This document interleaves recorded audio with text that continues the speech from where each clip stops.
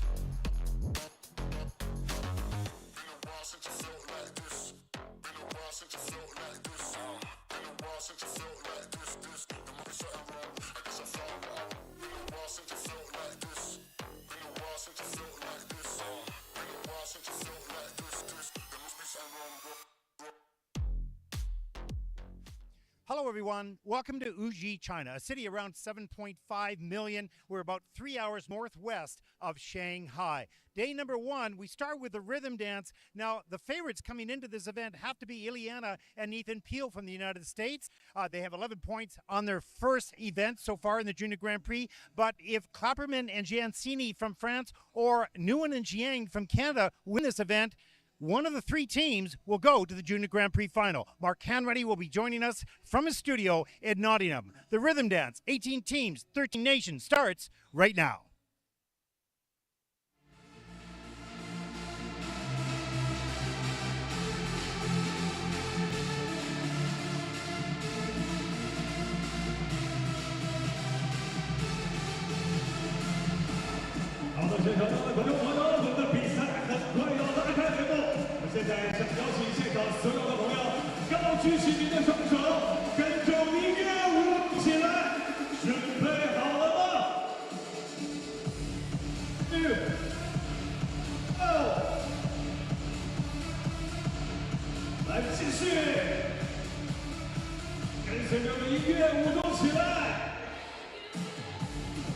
Gentlemen, put your hands up in the air!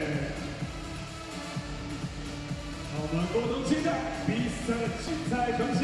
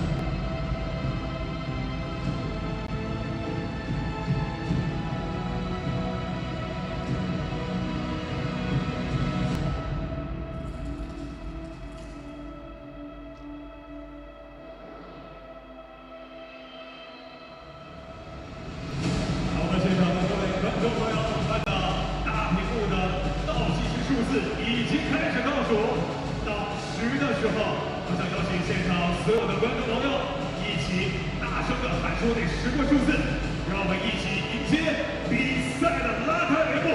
准备好了吗？10、9、8、7、6、5、4、3、2、1，让我们欢迎运动员入场。 Let's welcome the skaters.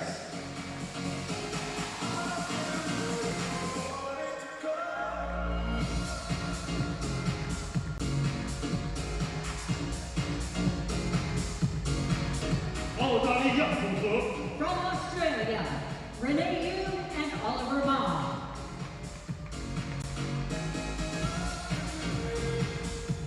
哈萨克斯坦组合， From Kazakhstan, Eva Shalayeva and Ivan Soloviev. 德国组合， From Germany, Lilia Schubert and Nikita Kremashevsky. 中国香港组合， From Hong Kong, China, 匡然周涵运。运动员现在将进行5分钟热身。 skaters, your 5-minute warm-up begins now. Hello, everyone. Welcome to Wuxi, China. I'm Ted Bart, along with Mark Henry, joining us from Nottingham as we take a look at the start order for this event. What a great opening show, Mark. Yeah, what a real opportunity for the skaters competing at this event to experience something akin to what you would likely find at an ISU championship. It's, 4 continents or world championships, so I'm sure the skaters are buoyed even more by the enormity of the occasion. Yeah, this is incredible. It's like a world championship. The signage that they have both inside the building, outside the building, the organization is phenomenal. It's really at the highest level I've seen on the Junior Grand Prix in all my years, so it's pretty exciting for these athletes and a little daunting as well. You see your face on that big board at the end, and you're all excited, and now you got to go dance. Right? So, and there's not a lot of people at the moment. But there'll be more fans throughout the next 3 days. So we're looking to have a bigger audience as well as this show for the opening of each one of the events. So this is week number 7, Mark, day number 1. It's been a great Junior Grand Prix, and it's been a lot of fun along the way. And let's talk a little bit about this event. As I mentioned in my opening, there are 3 teams here that could make the Junior Grand Prix final. Of course, we would take Ileana and Ethan Peel from the United States. They certainly have a possibility to make it. They come in here with 11 points with a bronze medal off their first event. And then we have, where's the other team? There it is, yeah. Giancini and Clapperman from France. If they win this event, they will qualify, or the Canadian team of Nguyen and Jiang. So there are 3 teams that have this possibility of the Junior Grand Prix final, but lots will happen between now and that determination, and we'll take a look at a number of teams that we have not seen yet. Yeah, and just looking at the current standings in the ice dance competition, Noemi Mariatali and Noah Lafranada, they are comfortably through with the 2 wins that they had. And then last week's winners in Ljubljana, Slovenia, Pegena and Kabab, they've definitely secured their spot with the 28 points. But this is where it gets really interesting. And Ted, you were explaining that at this point in the Junior Grand Prix series, there's rarely been a series where there are as many potential variables regarding the results in the top 6 placements, not necessarily just in the dance competition, but across all 4 disciplines. Yeah, no, it's true. Well, the pairs have already decided, and the dance has got the 3 teams that indicate one of these 3 teams will make it. But in the women and the men, it's extraordinary. In all our years, we've never seen so many athletes that have the possibility to make it. Now, a number of those athletes sitting at home, and it's out of their control. They've got the points, but now the skaters that are here, it's in their control and how well they skate. So much can happen and will happen over the next 3 days. It's going to be very exciting to cover this, and we'll try to cover it as best we can from an accuracy point of view, but there's so many variables. It's hard to keep track of it all, that's for sure. We'll just have to wait till the end result comes up, and you'll see those athletes that qualified for Grenoble. That will be exciting indeed. Talk us a little bit for the audience that's maybe not been following the Junior Grand Prix so much already, a little bit about what we can expect today in the rhythm dance. So the rhythm dance this year is opportunity for the skaters to show social dance styles from the 1950s, 1960s, and 1970s. And particularly with the juniors this year, the music has to come from that generation for the dance style.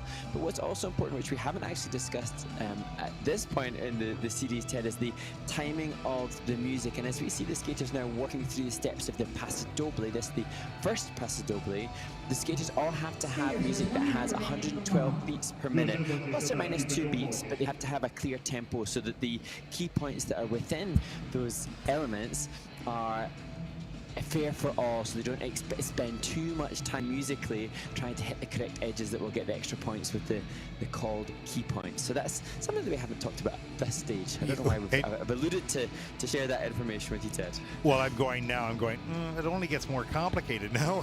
What did you say? I know, there's only more and more and more. Yeah, exactly. And hopefully, and it's interesting because we've had a lot of comments about the basics of skating, and people have good ideas and said, oh, I'd like to know more about this and more about that. And I think that the concept of providing, somewhat simplistic but accurate information is really important. So I think hopefully the IC will continue to do that type of series. But when you get into the scoring system, it gets a little bit more complicated, and we have to get really organized and what information we give in pieces. So, hopefully much more to come. We're very thankful that series has been popular, at least to this point, as we see the coaches getting their athletes ready and encouraging them. And it's a little, as I said, it's daunting for these young juniors. They're like, am I at the senior? Am I in the wrong city right now? Am I at the senior worlds with all of this excitement around it? Well, here we go. The first event on day number 1 here in Wuxi. Representing Australia, Renee Yu and Take away, Oliver Mark. Bond. Well, the honor, the privilege, and the responsibility of opening this entire Junior Grand Prix lies in the hands of Renee Yuen and Oliver Ma, the Australian team who competed already in Bangkok this year. And they explained to me that they've got some family here and acknowledging how great it will be able to perform for them now.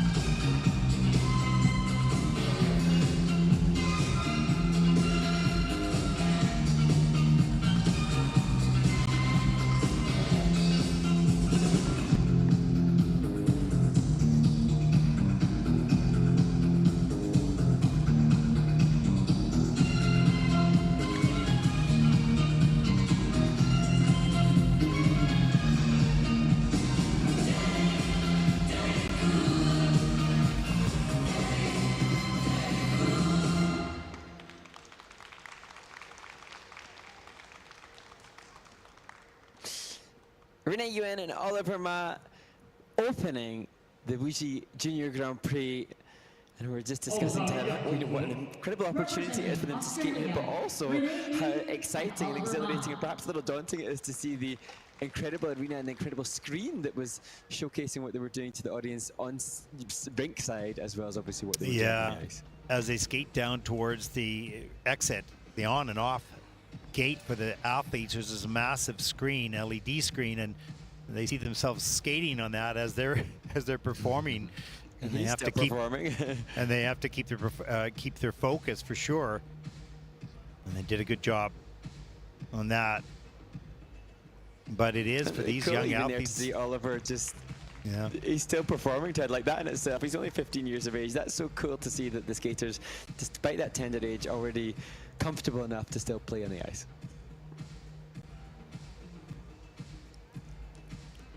There's the on and off exit. We take a look at some of the elements in this rhythm dance, Mark.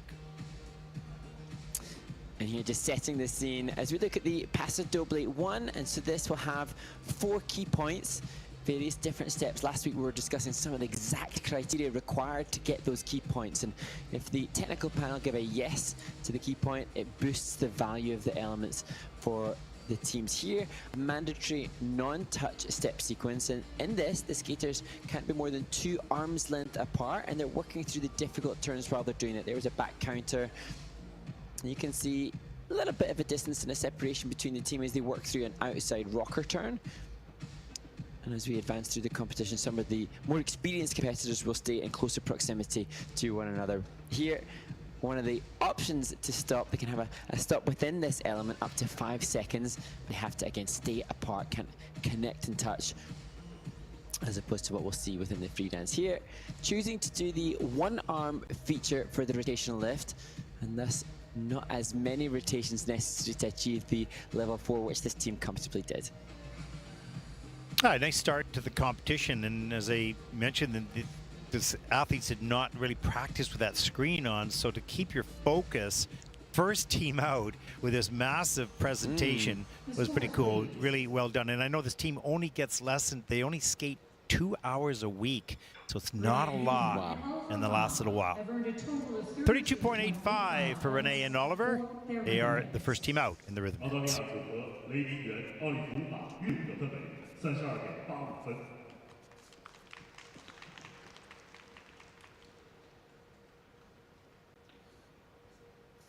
接下来登场的是哈萨克斯坦组合。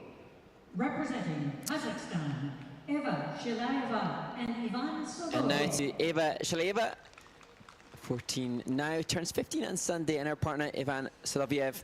And this team have been clear in wanting to achieve the Junior World's minimum technical element score as they skate to bowling and medley.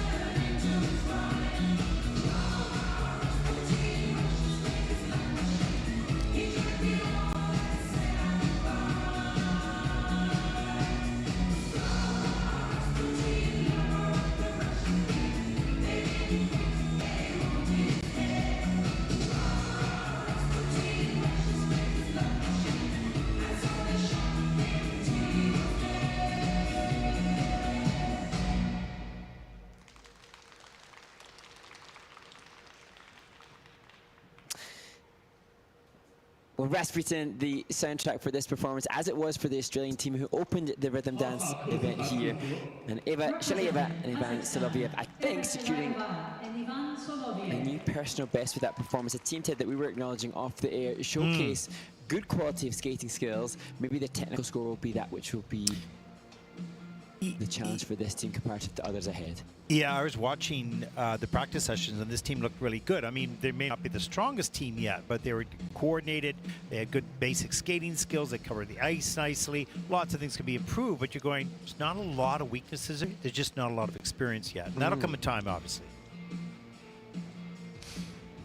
And interesting to see just some discussion between Ivan and Eva at the start of the program, and what great energy as they set the scene here. The twizzles, the grab of the blade, that a feature, as was the hand above the head. The second twizzle, notoriously the more difficult, as they start from a right forward outside edge, maintaining good proximity to one another within that element. And here, a straight line lift, clear change of pose, and Ivan in the spread eagle, in fact, continuous movement throughout, to secure what we are likely to see from all the teams, a level 4 commonly seen by all of the teams in this competition. And here, the second paso doble sequence, whereby the team flip the sides. Ivan skating formerly the women's steps, and Eva the man steps. And on both of the sequences of the paso doble, just struggling to get any of the key points. But here we see good relationship to one another through the non-touch midline step sequence, and as we saw with the Australians already, choosing to exploit the opportunity to have a stop within that element. And all of this won't boost the level, but will certainly enhance the presentation and the composition component score. And we can just see starting to separate a little more than the 2 arms length apart at the closing stage. They're just 14 and 17 years of age, so they certainly have a number of years yet on the Junior Grand Prix, and that's a good start. There's certainly some weaknesses, but there's also some good basic strengths as well to work with. And I think for me, with this team from Kazakhstan, they have a good body awareness individually. So individually, they both have good posture, and they both have mindfulness of their extension as well. So, as you say, a good foundation from which to build on. Really good foundation. Now, 37.68 is their personal best this season, and they're looking to beat that and finish the Junior Grand Prix this season with a, little bit higher score than that. So progress and experience gained. And in regards to this, the team has 4 of the 5 elements with a negative grade of execution. So for them, I'll be trying to assess the positive features that the judges have to try to make sure that they are getting as many of those listed positive features in the element so that they can get a big boost in their tech score. And that's what they've said they want. They want to get the Junior World tech score. And remember that GOE is quality. That's what that GOE is really referencing. Season's best with 38.84 for Eva and Ivan, and that will put them into first place, second team out in the event. 刷新赛季最好成绩，目前暂列第1位。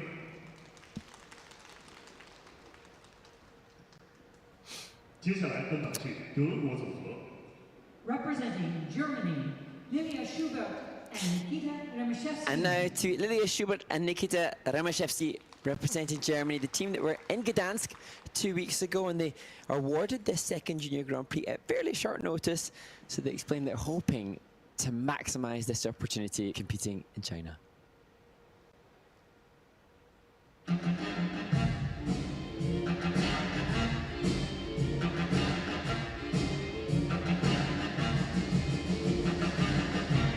don't want you to be no slave. I don't want you to work all day. But I want you to be true. And I just want to make love to you. Love to you. Ooh, love to you.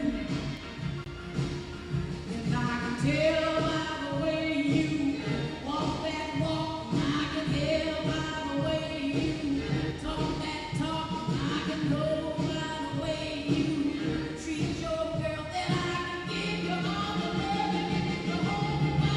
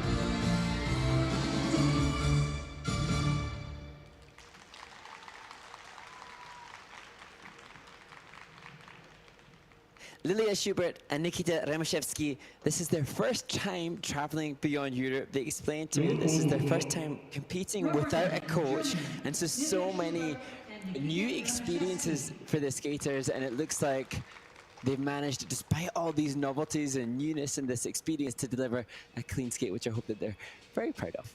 Yeah, what a nice job. They had great energy through that. They tracked each other extremely well in the midline steps, and midline steps come into level 2 for both partners. The twizzle were at level 4 for both partners, and not one of the elements are in the negative GOEs, the negative. So they adding points for the quality of their execution on their elements. That is the GOE, that's the quality. So they're getting more points because they did it very well. Nicely done. Really nicely done, and even there in which the way in which they leave the ice, showcasing maturity. And this is a team that has exploited the age opportunity to be a little bit older this season in the junior category. Women and men can be up to 21 years of age as we see them work through the Paso Doble 1. And you can see here the speed, the flow, the ice covers that this team possesses showcases much better skating skills than anything we've seen thus far as they work through the final steps, at the final step of the Paso Doble here. The twizzles this year, couples are forced to have different features between the rhythm dance and the free dance, and Lilia and Nikita choosing to stay on one foot for both the first and second twizzle, which is a real thigh burner as they work through that right leg. And then here within the midline step sequence, we already talked about the importance of the proximity to one another. Here, working through the difficult turns, and this team had 3 of them done called by the tech panel each, so level 2 for both parties as we see the rotational lift, final lift.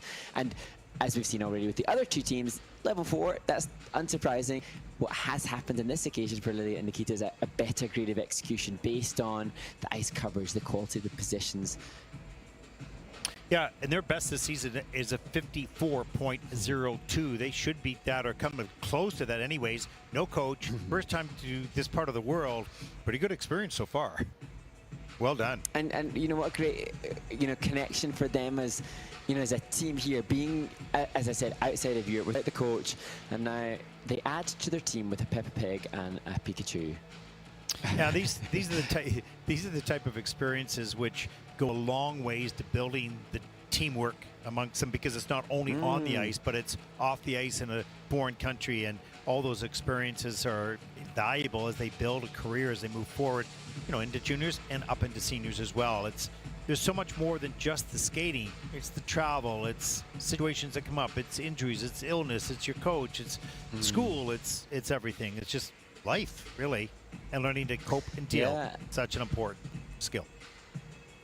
And now you hope, because as you've been explaining, Ted, that this event in Wuxi is just so senior championship worthy that excites Lilia and Nikita, without the coach, that this experience together excites them to try to repeat as senior Grand Prix skaters in the future.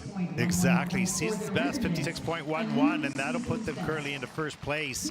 Great start to the competition as they acknowledge each other, going, that's pretty good. There you go. Nicely done. Good start.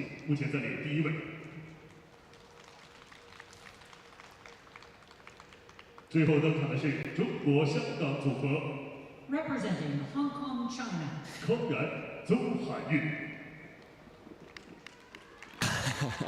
Well, the story is already underway for Ran Kang and Han Wan Chao, trying to make sure that the presentation and composition of their rhythm dance is going to be favorably received by the judges who they hide from now.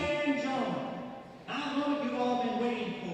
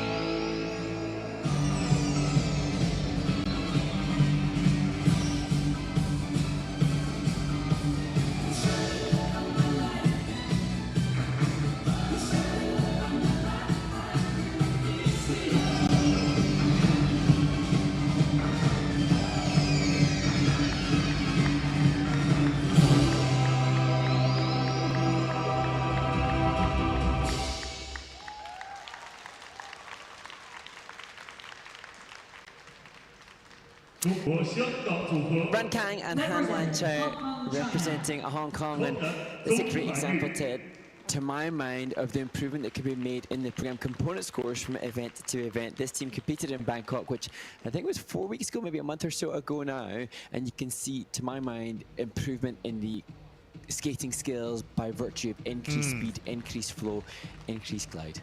Totally. This is a different looking team from their 13th place in Bangkok a little earlier in the Junior Grand Prix. So great improvement made, and that's the advantage to starting early and then having their second one a little bit later.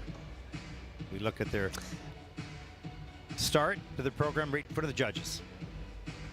And here working through the midline step sequence, and it was a level 2 assigned here by the technical panel for both Ran and Han Wan, and that was the same in Bangkok. They achieved a level 2, which is pretty respectable because it's no mean feat to get a level 2, 3 callable turns delivered.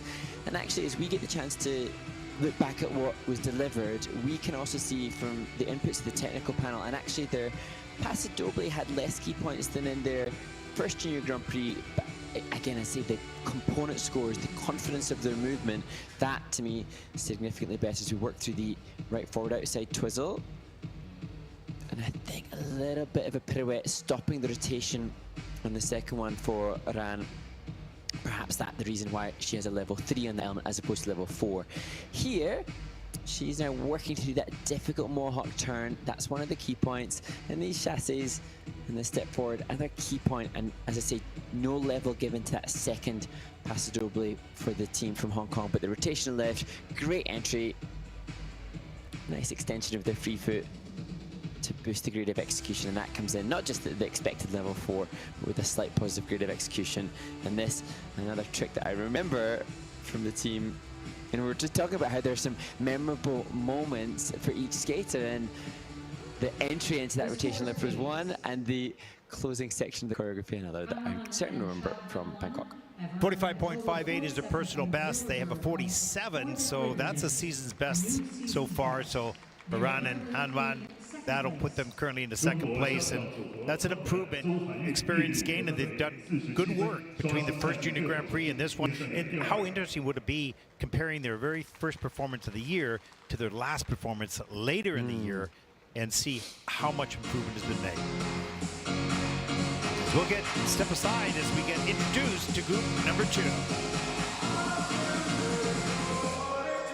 欢迎第2组运动员入场。 Let's welcome our next group of skaters.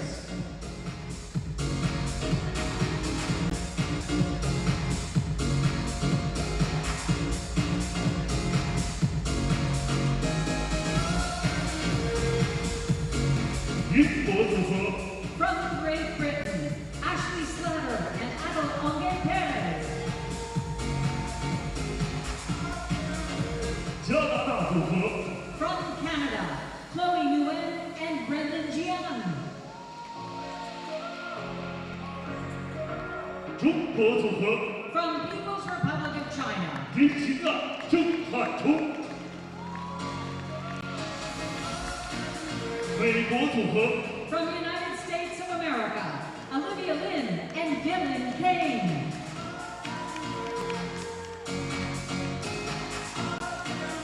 日接动员现在将进行5分钟热身。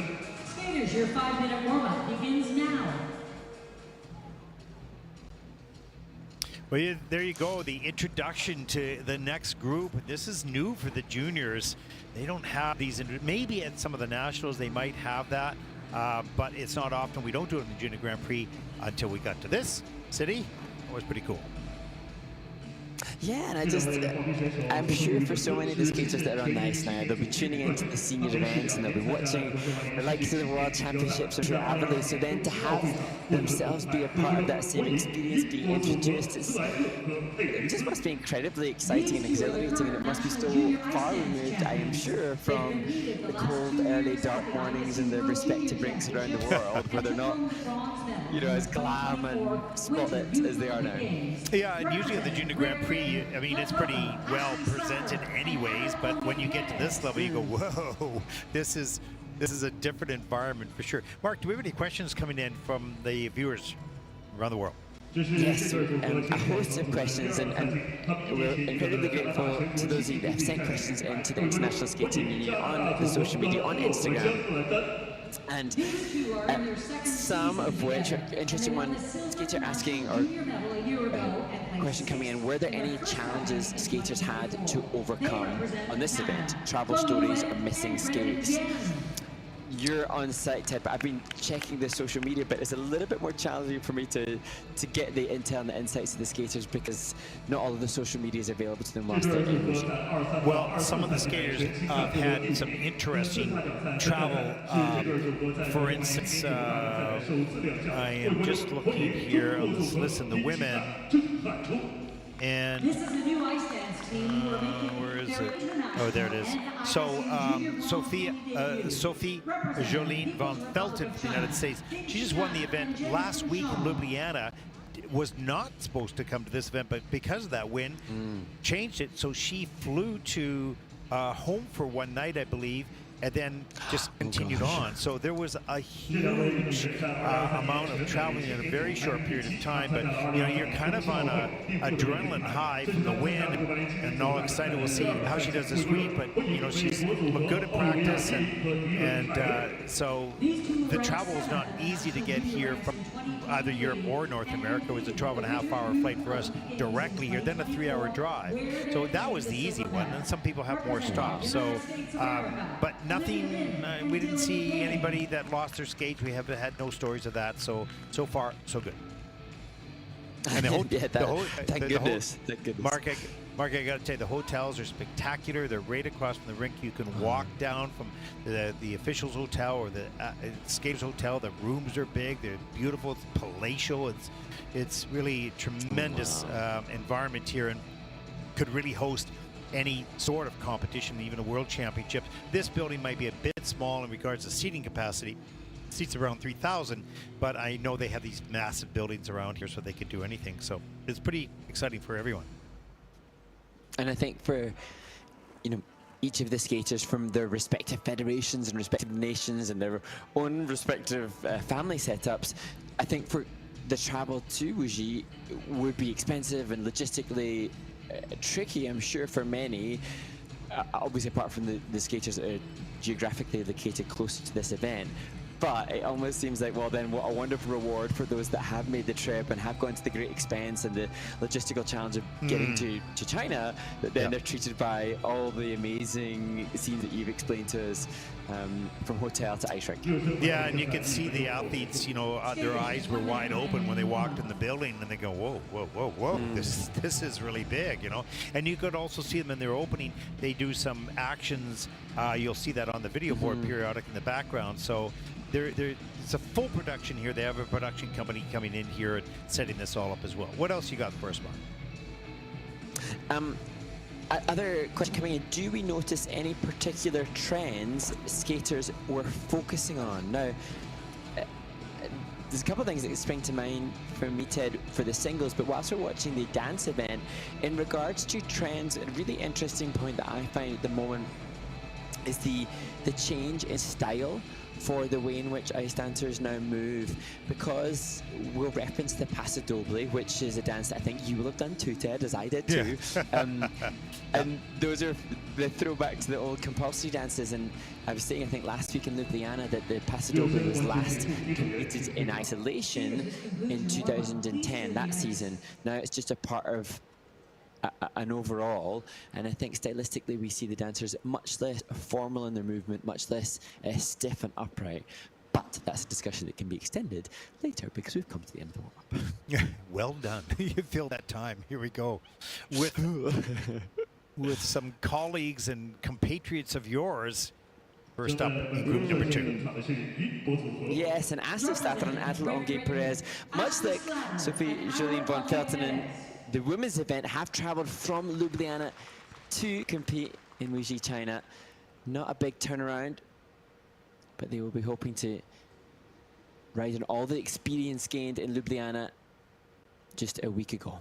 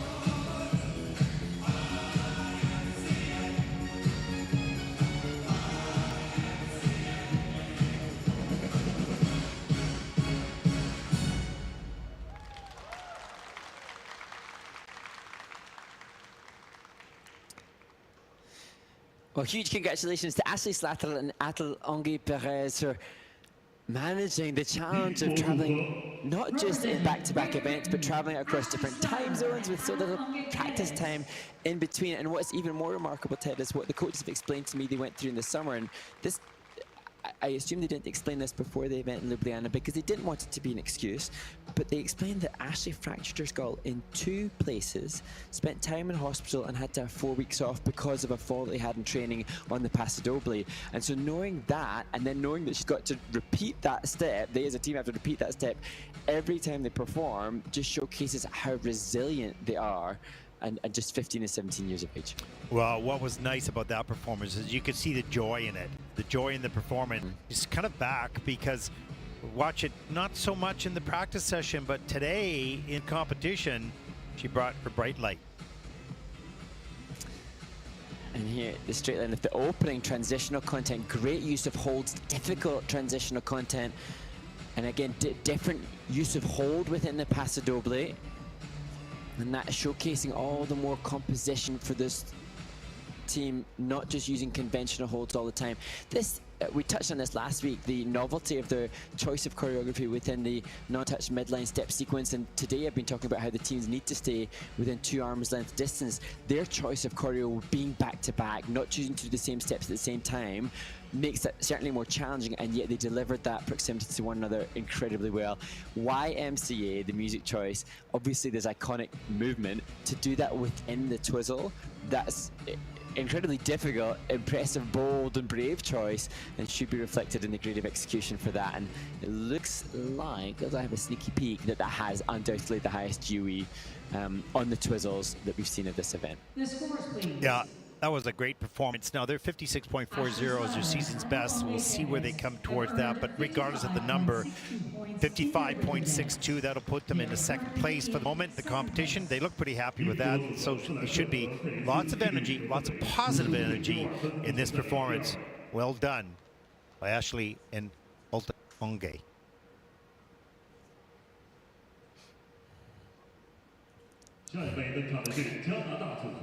Representing Canada. And now to the team just off the podium in Bangkok, Thailand, Chloe Nguyen and Brennan Giang.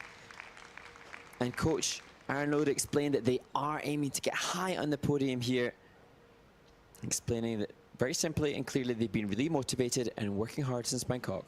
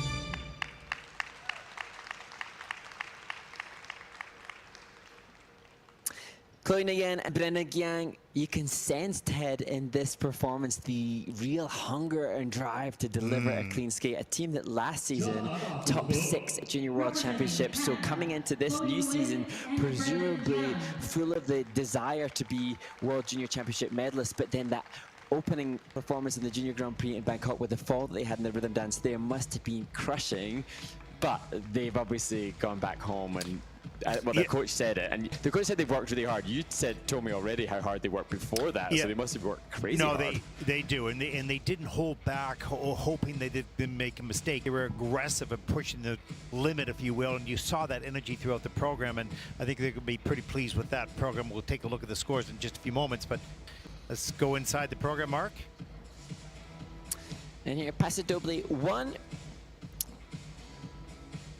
And that mohawk there, that step there, I think that will be called clean for Brendan. 2 of the 4 key points achieved here in this straight line left. So now looking at how can we achieve more creative execution, the combination of features that they chose there, I think ensuring, again, a greater creative execution than any we've seen so far. Here, choosing to rotate in a clockwise direction first, which I don't think will be their natural way of rotation. Really difficult to manage to maintain the speed or take the speed from the intro through as we look at the non-touch midline step sequence. And here you can see even in the playback how much speed and ice coverage that there is. That showcases skating skills, and that back inside counter showcases why they have respectable level 2. And the whirly bird party trick to finish the whirly bird party trick and a little booty shake. And a nice sharp ending as well. They had a 61.22 as their personal best, as 58.18 is their season's best. So we'll see where this score lands them between those two.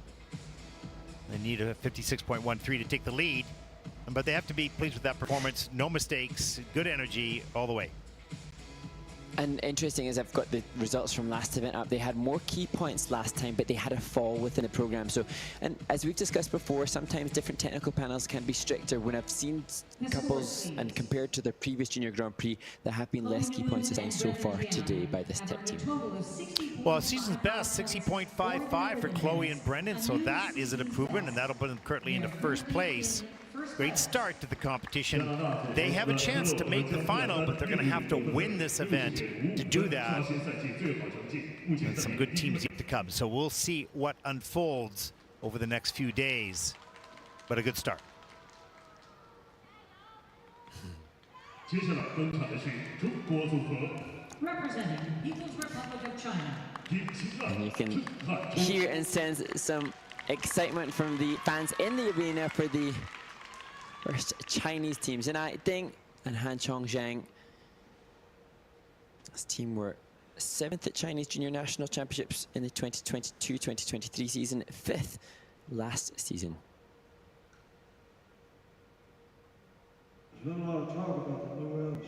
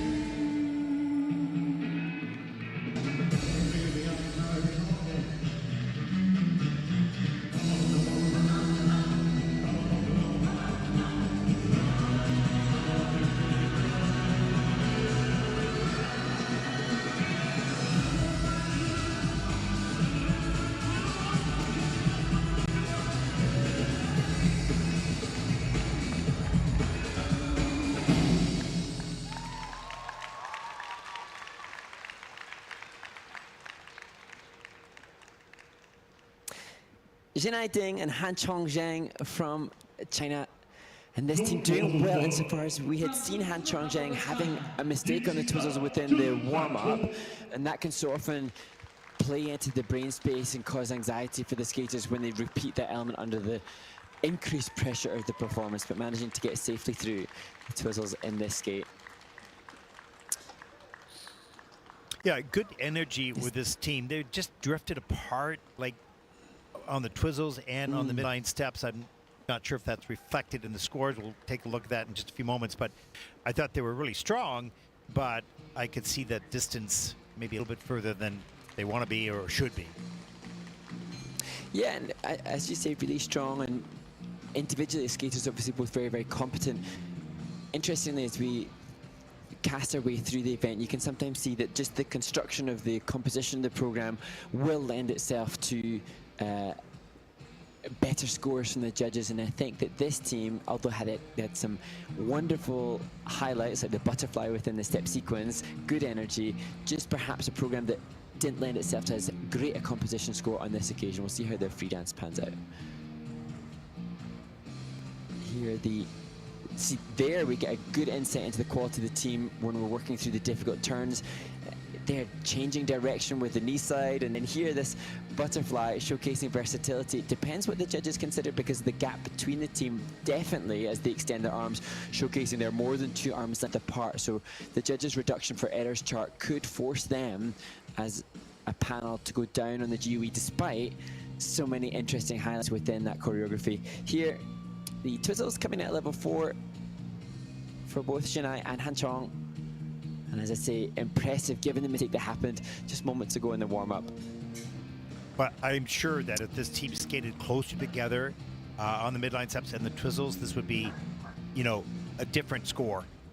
The score is going to be good. It's going to be okay, but it could be much better. Yeah, and it's interesting as I was digging into some research on the Chinese teams. There are quite a lot of events domestically as we look through this rotational lift, and there are obviously more than just one Chinese team competing in this event, and I noticed there are lots of club events and domestic events for the Chinese skaters. But if we compare these scores, I've noticed from those that have competed on the Junior Grand Prix, a little higher scoring when they compete domestically to what happens abroad. 44.68 for this team. That'll put them currently into 5th place.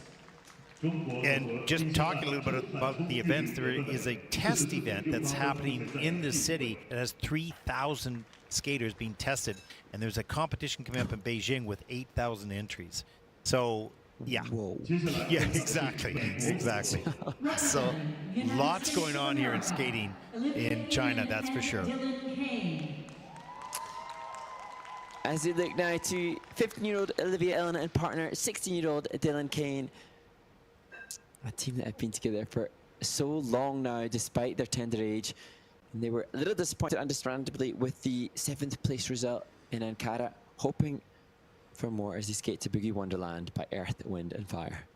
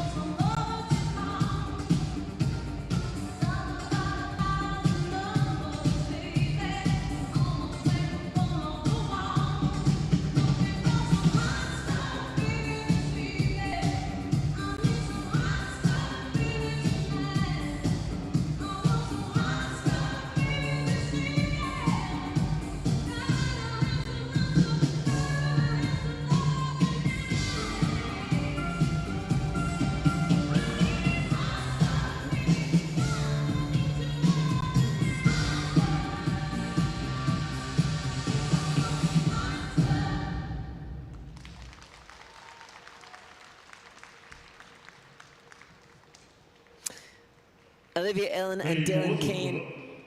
Another team much like we saw from Chloe Nguyen and Brenda Giang, who appear hungry and eager to secure a big score. And they haven't made our discussion as to what the likely podium may be here, but I think they definitely are in with a shout.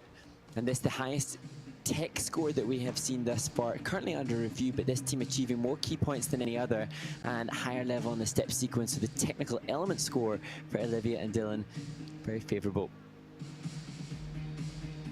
Yeah, a young-looking team, very young-looking team. 15 and 16 years of age, and so you see the Twizzles here. And then a little three-turn change. Just one step allowed between the first and the second in the rhythm dance, and choosing to do their third twizzle as their Group C feature within this first performance. We'll see different in the free dance as we look at the curve lift, the 1 foot exit from Dylan, that a feature as well. And this is a chance to discuss the key points in the steps 18 to 22 within the Paso Doble, scrutinized by the panel. And as I say, 3 of the 4 key points of both the first and the Paso for Olivia and Dylan achieved. And here, good to see the match. As I mentioned at the top, the team have been together for so long now, and you can see stylistically how well they move in terms of the way in which their feet leave the ice and the extensions made. Energetically, they're different characters. Obviously, Olivia so very, very expressive. Dylan, though, seems like a really grounding partner and a good stable force. Yeah, and his performance will continue to improve in time as he gets more confidence. Their personal best 57.46, their season best 54.03. They should beat that with that performance. It was a nice, tidy, clean, and strong performance as they hold hands as they wait their score. And it is the season's best 56.58. That'll put Olivia and Dylan currently into second place. You seem somewhat happy with that? It's hard to tell. Accepting. Well, you can always hope for more, but you know. Yeah. Well, There we go. First 2 groups done, and that brings us to the ice resurfacing. What have we got on the video playback list for us during this break? Mark? A chance now to look back at our must-watch moments from the 6th and penultimate Junior Grand Prix in Ljubljana, Slovenia last week. And then from that event, the interview with the winners of the ice dance competition, Irina Pegina and Artem Koval, and how poignant and emotional their win was, given all that their families are enduring. And then a chance to look at the day in the life of from last season, and that comes with Atal Onge Perez and Ashley Slatter, who have just competed and currently in 4th place here before the final video of World Ice Skating Day. Well, we hope you enjoy that content. We'll be back right after this.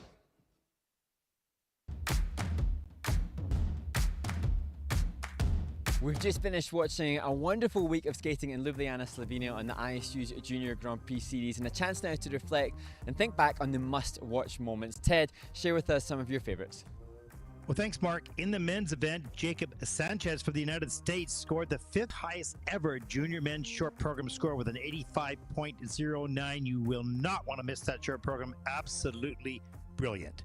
Mark, what about the dance?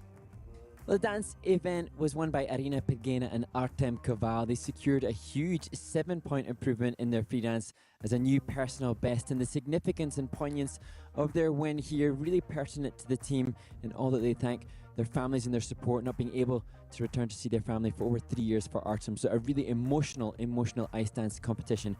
What about the women's event, Ted? Well, in the women, Sophie Jolene von Felten from the United States wins the event, and she was the first junior skater ever to land 3 triple axels in one event. It was an absolutely brilliant display of technical prowess and a wonderful program skating as well. That's a historic moment, really. It's a must-watch. Mark, what about your personal must-watch moment? Well, so many amazing moments in Ljubljana and Slovenia at this Junior Grand Prix, but for me, one of the standout must-watch moments from the men's competition comes from Arlet Levandi, the Estonian, who finished 6th in this event, but the composition and the presentation of his free skate had some of the most detail and commitment throughout the performance that I've seen from some juniors and seniors, and definitely, for me, a must-watch moment. And for you, Ted, any other standout specific must-watch moments from other competitors?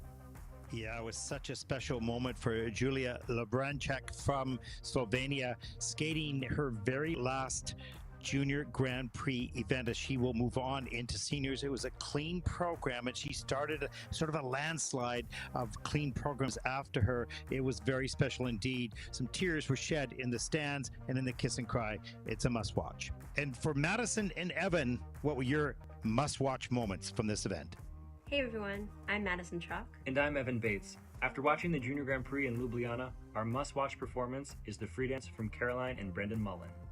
They performed their free dance with elegance, grace, and poise, and floated across the ice from start to finish, carrying great speed and seamlessly weaving technical elements into their choreography.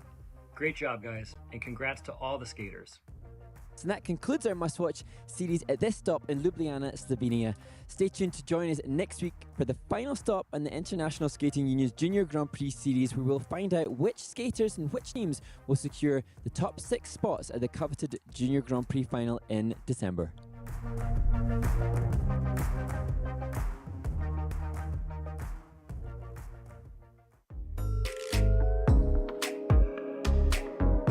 Irina, Artem, your reaction at the end of the free dance was probably the happiest out of all the 21 teams. How do you feel after the free dance skate today? We're feeling really good. We didn't expect it, but we came here with goals which we reached, and we're really happy. Yeah, I feel myself amazing. It's the best our run through, and we're so happy about this. So. I think you had a 7-point personal best, so a massive improvement, and now you've secured a spot at the Junior Grand Prix final. So how excited are you, because this will be your first participation at Junior Grand Prix final? How excited? Oh, it's amazing. Yeah. Yeah, we're just so excited, and we are really want to enjoy the process for getting ready to these finals. We're looking forward to seeing you compete. Any goals now for that, or have you even had time to think about what it would be like? Yeah. More points, more. More points we need. We can do this, so yeah. In 1 week, we got like for 7 or 10 points more, so. You've got 2 months, so can we add 70 points to the... And I'm sure you would just like to extend your thanks for all the support that you have from back home as well. Yeah, we want to say big thanks for the Austrian Federation who support us.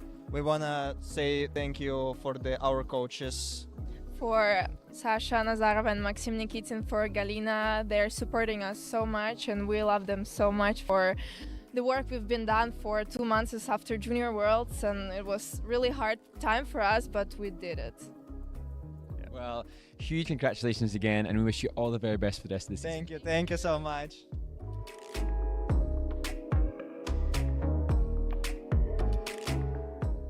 We're doing the free dance first, so we don't know what we're doing. So, well, I've got to practice. What do you want to do? I knew you were going to do that.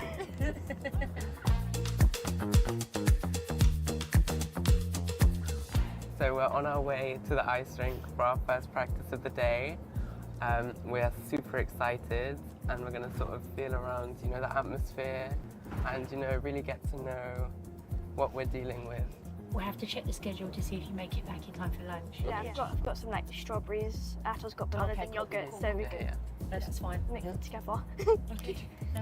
Ready to go in? Yeah. Let's go. No, it hasn't been published yet. We'll have to wait. Okay. So, you're right. Hi. You met before? No, not really. Briefly, maybe I might have seen you. Little British tea meet-up. You guys know them now, so you could make arranged meet-up for dinner and whatnot. Thank you. Have a good practice. I actually have no idea where I'm going, so... I think the other side Practice goes. rink there. That's the practice rink. So that's side, yeah. Yeah, the main rink was Should we go and have a look? Yes. Ooh. Oh, It's cold. This gonna be. oh, nice. Yeah, it is. I like it. I'm assuming it's going to be that side because there isn't anywhere to sit here, so I'm assuming it's all going to be over there. Okay. Oh, 7 a.m. Bye. It's fine. It's okay. Fine. Don't It's worry.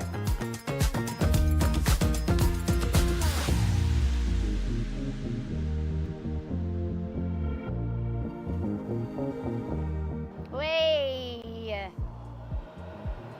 okay?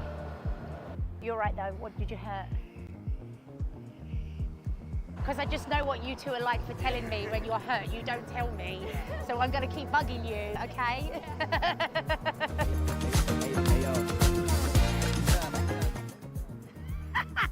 Cheesy grin.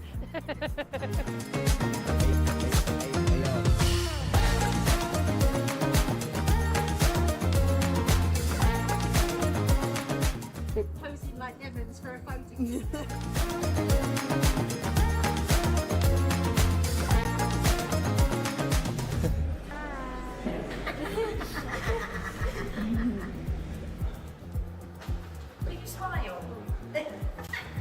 So we've just done our cool down, and now we can catch up on what everyone else is doing, you know, give some support and cheer for them.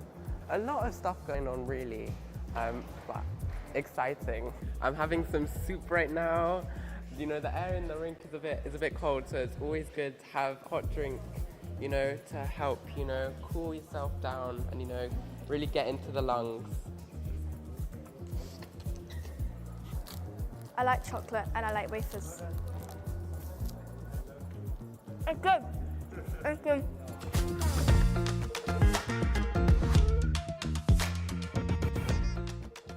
Happy World Ice Skating Day, everyone!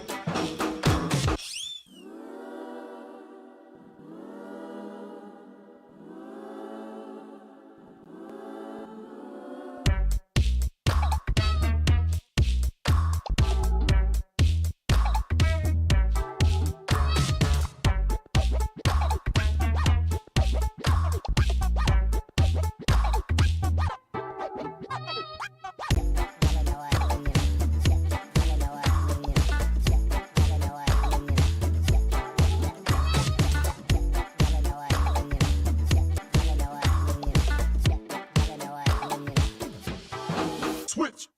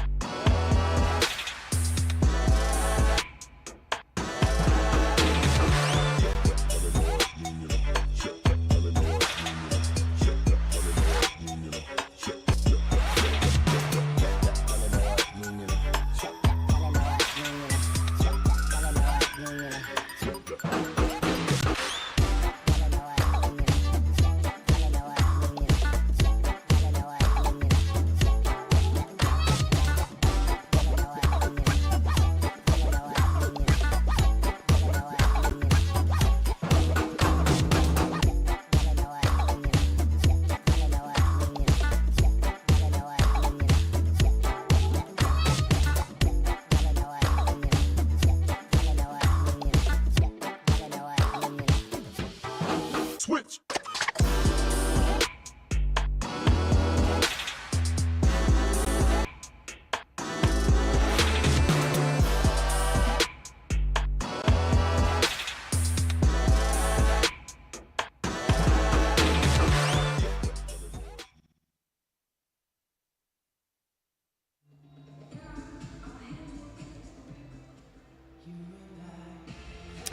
Welcome back, everyone, to Wuxi, China.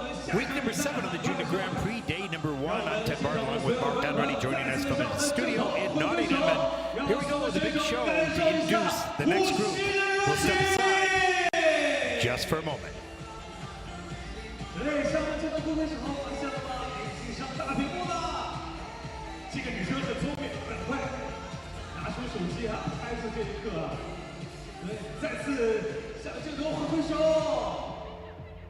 看小朋友跑过来了，是不是？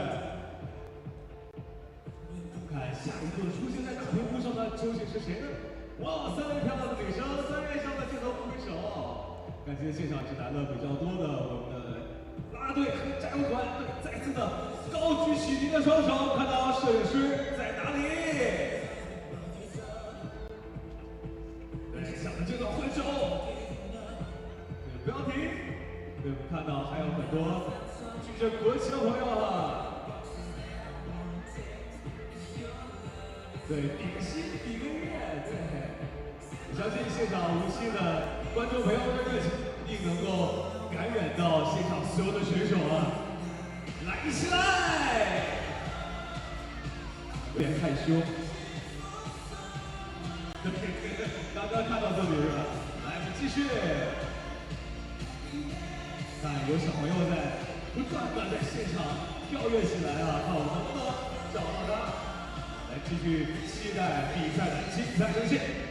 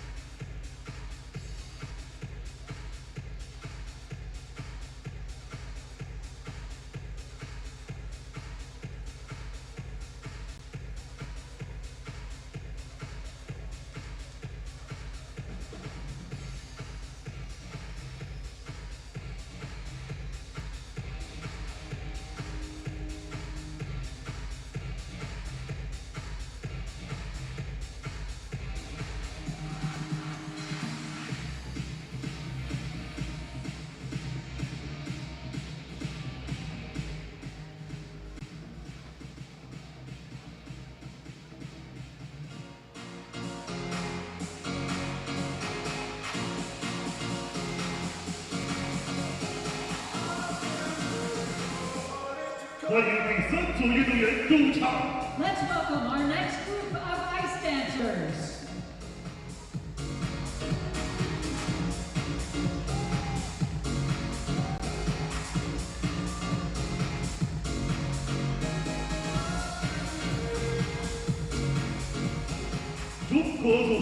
From People's Republic of China. 尹善杰、杨世瑞。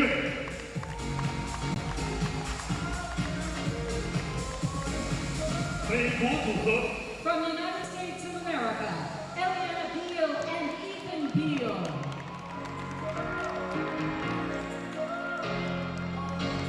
加拿大组合 From Canada, Victoria Carandiuk and Andres Carandiuk.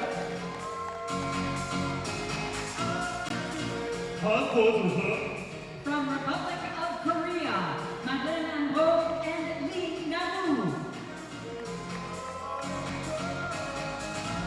中国组合 From People's Republic of China. 于心怡、刘天意。运动员现在将进行5分钟热身。Skaters, your 5-minute warm-up begins now.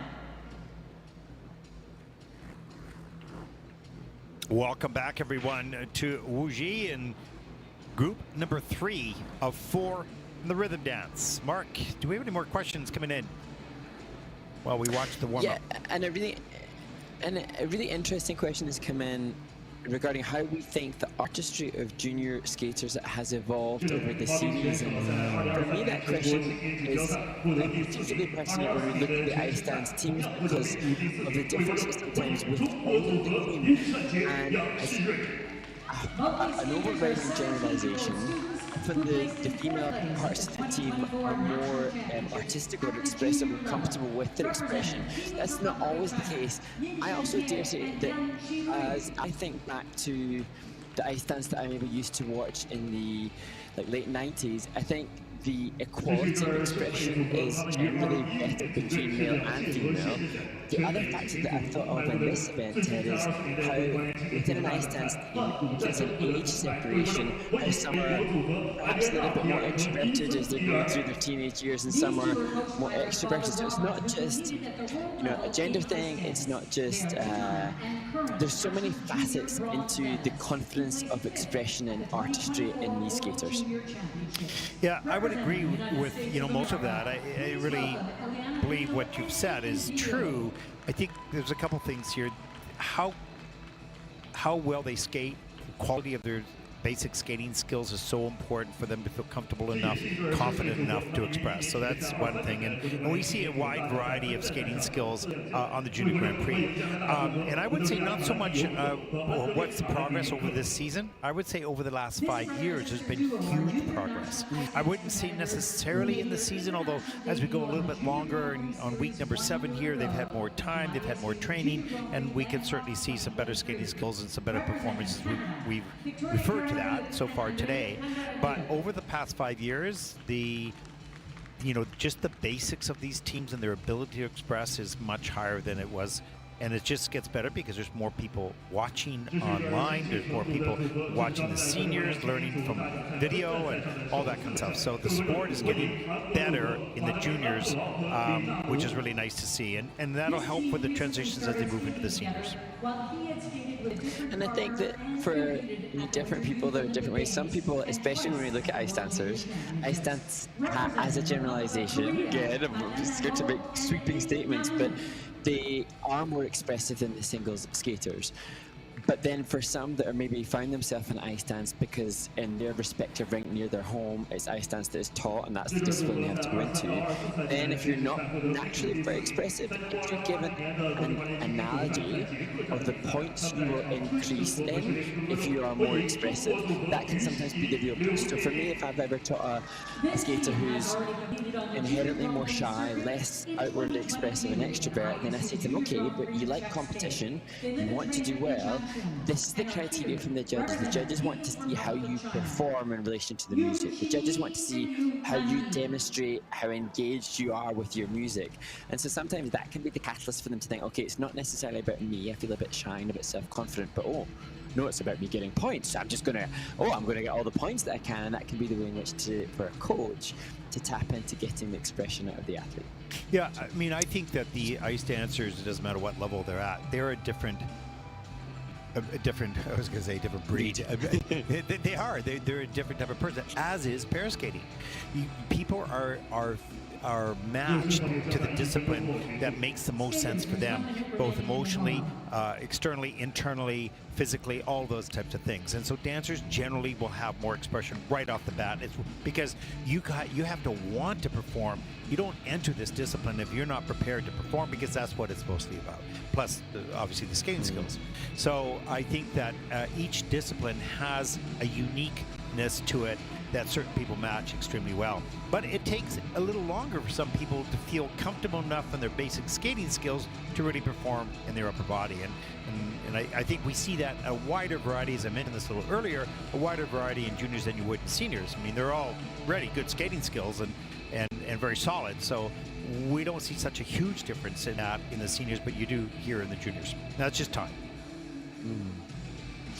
And that's another question that leads us into another question that's come into the ISU on the social media about whether or not we will miss the juniors as we head toward the Senior Grand Prix starting soon. Yeah, I totally do, because you have to travel around to go to these environments, and the group of people that come here with wide eyes and passion for skating, and it's completely different, and we'll explain a little bit more as time goes on, but we will miss it. But we also look forward to the seniors because they were juniors and we've covered them, right? So we're looking at the juniors from the years past and watching them continue their careers in seniors, so that's kind of a lot of fun as well, and not as long a day. So yeah, we look forward to both, that's for sure. Here we go, group number 3. Mark, take it away. And opening this group, the second of the 3 ice dance teams representing the home nation, Chanji Yun and Shiryu Yang. And as I mentioned before, the Chinese ice dance teams do appear to have lots of events domestically from which to compete in. And when they competed in August, they had a 50-point scoring rhythm dance, which would be a very respectable score if they can replicate that or better now in their first Junior Grand Prix.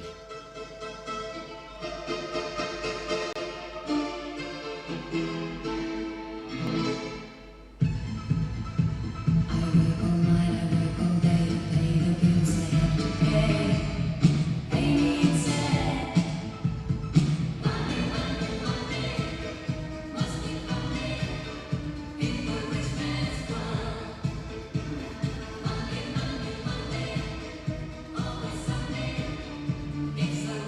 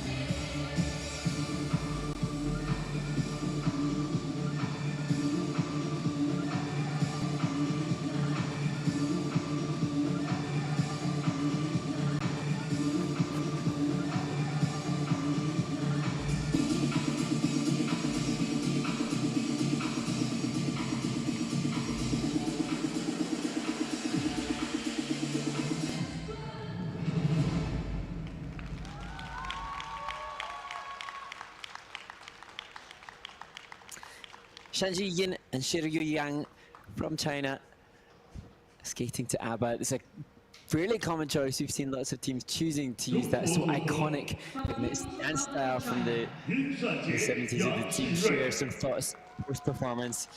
And as I say, the team had achieved a score of 50 points when they competed domestically a couple of months ago, and they would be satisfied to do so again. That would put them in about 5th place of the 9 teams that we've had so far.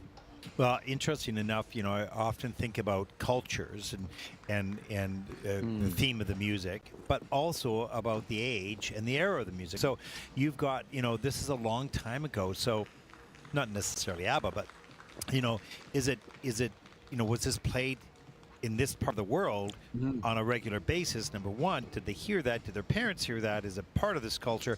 And number two, you know, how do you go back in time? You can do that a little bit on the internet, go back in time and take a look at that. So it gets complicated when you're trying to sort of replicate an era or, you know, style. And it's so tricky to embrace that. And the thing that the required characteristics this year for the ice dancers are that of high energy couple dancing with identifiable 50s, 60s and 70s dance styles. And so then how well do the teams embrace that concept, as we see here? The entry into the Twizzles, the jump entry, the Group C feature, just a slight mismatch in the body alignment from the team. And I sense, my guess would be that this team have come from the single skating discipline relatively recently and transferred towards ice dance, and still trying to hone in and zone in on that real clear ice dance technique. And again, that will just be regarding when you see their foot leave the ice, the way in which they stroke, the amount of ankle and knee bend as we see their chance to, like, that's so difficult to try and push that composition. The question would be, is that movement identifiable from the 1970s? And I have not gotten the sufficient research to know if that was indeed what would have been done on that score. I lived in that era, and I was not a good dancer. Were you doing that in the 70s? No, I wasn't. But I don't think I was capable. I don't think I was capable of doing that, either emotionally or physically. So you know, it wasn't going to work. That's it. Either way. So kudos to Yang for having the courage to do so. Yeah, others may have done it, but it was certainly not me. That's for sure. Wow. Okay, let's take a look at their scores. They don't have a season's best here internationally, of course, so this will be setting their international score, personal best score right now. We take a look at the rhythm dance. And they have a 48.03, and that will put them currently into 5th place. So falling about 2 points short of their personal best here in China, but internationally, let's start out with a 48.03.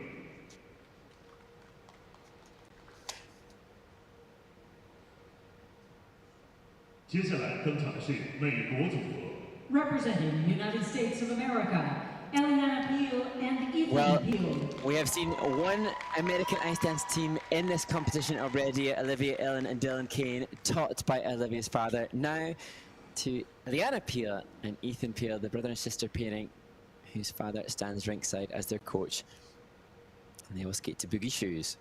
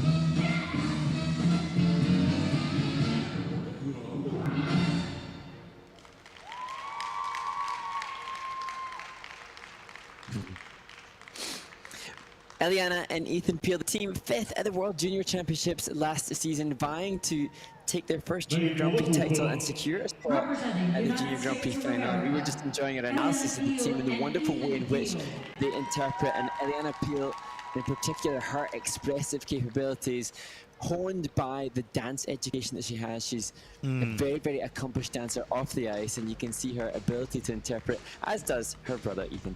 There's not a moment that you don't get a different expression from her, so it's pretty special that way. I would say that their skating skills, although very good, may not be the best in the competition. That's yet to be sort of determined, but that's just one aspect. But given somewhat equal circumstances, technically, which it is, the expression is extraordinary, and I think that carries the weight. Yeah, and if we were to analyze really the different program component scores as we look at Eliana and Ethan now, really interesting analysis of the differences, because from a presentation perspective, then this would be really, really top quality, both senior and junior. As we see, slight refrain, it's interesting, she's so experienced in her, as they both are in their performance capabilities, that even when they're probably panicking about some of the key points, like this step here, there's still an expression commitment. So it's not like they disconnect when they're doing the more difficult elements, as those cross rolls showcase a whole host of different facial expressions. Well, their PCs are in the mid-7s, or low to mid-7s, and Chloe and Brendan from Canada are in the high 6s and one in the 7s. So you can see that difference of performance, perhaps, and that will rule the day. Even there, in the way in which they came up from the knee slide, which is just part of the composition of the midline step sequence, you could see, if you were looking really scrutinizing Eliana, just little off axis, but just such an acute awareness of the performance that it's only the very, very trained eye that would sense anything remotely uncomfortable. Yeah, and their unison was very good throughout this program as well. We should see maybe a personal best score. Now, 62.52 is their personal best, with a 60.25 season's best. And I think you're going to see a score that's going to top both those. We'll find out right now, and watch for that expression.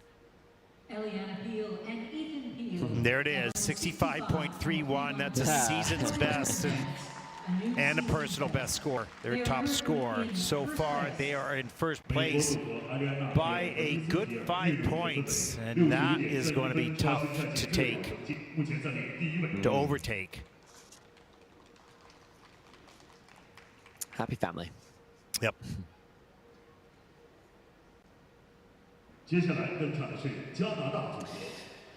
This North American siblings theme continues with Victoria and Andre Karanduk, a Canadian team who, incidentally, Ted, he does ice hockey as well as a true Canadian skating star. Good man. Good man.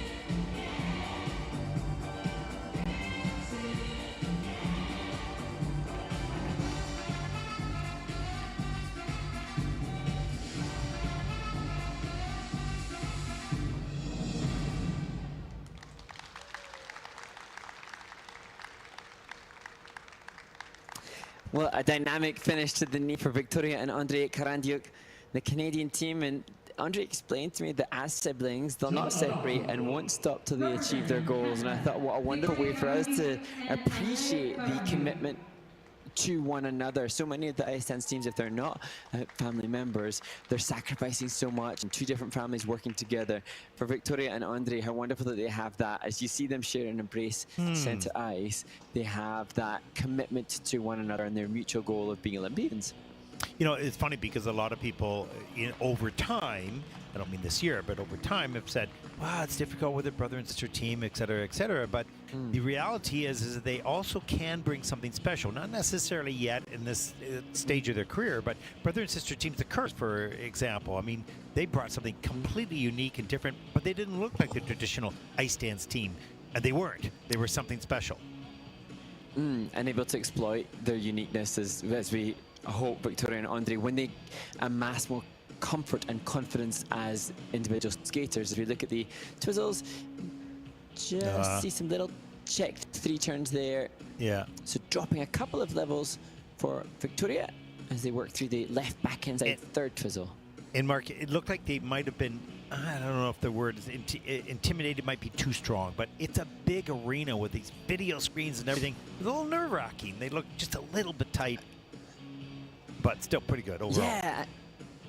Yeah, absolutely. And, you know, as we so often say, this is the opportunity for learning. And I think that's part of the reason they've had a recent coaching change. And they had wonderful coaches before, and now they've expressed in their email to me about their learning opportunity being at the Ice Academy of Montreal, to see the other elite skaters that they train now alongside. And this, another example, not just of being alongside other strong skaters, but also how to present themselves competitively in an environment. Is one thing, in training is a whole other ballgame, being able to represent yourself brilliantly under the pressure of competition. Yeah, and I would say, you know, the basic skating skills, although fine at this stage, can improve, and as that improves, they're going to get more comfortable and more confidence to perform in the upper body. And that's still a little bit shy yet at the moment. Their personal best score is a 39.45. They'll beat that here by quite a bit with a 47.11. So that's a good start to their continued growth, and we'll see how this takes them along in their career. Their first Junior Grand Prix this season, their only one this season, as they move into the domestic part of the year.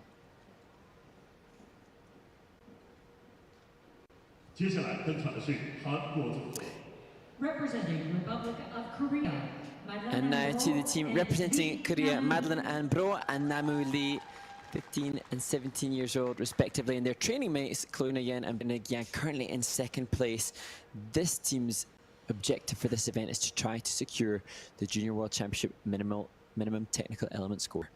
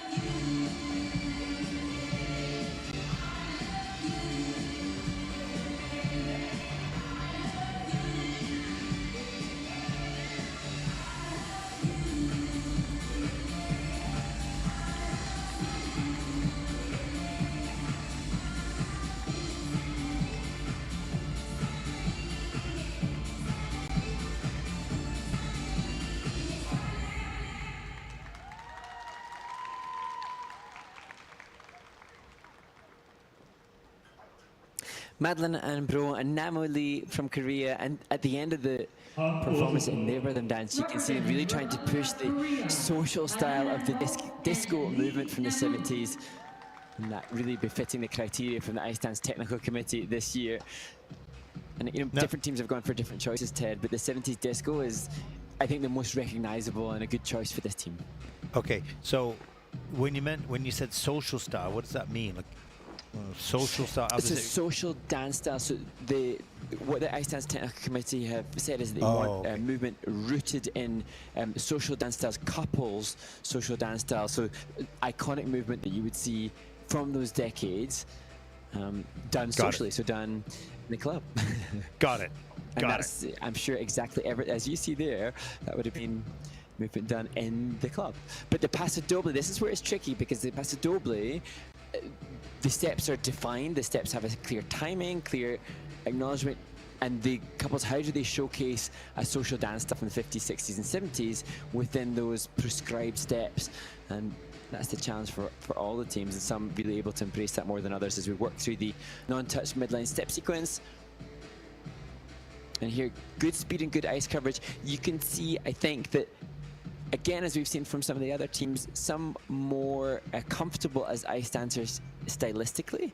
Madeline, I suspect, is newer to the discipline.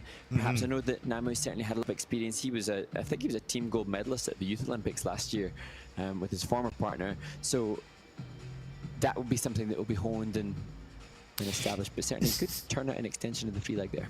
So is it fair to say that social portion of what you're just describing would be iconic moves of the era, something that's recognizable to the 70s? And that's not easy for these teams because they didn't live in the 70s. Then you got to look back, and there's not a lot of footage in the 70s, you know, so you got to find that social style, if you will, or those iconic moves. And you know, you would out of Saturday Night Live, or not Saturday Night Live, Saturday Night Fever, you'd find it.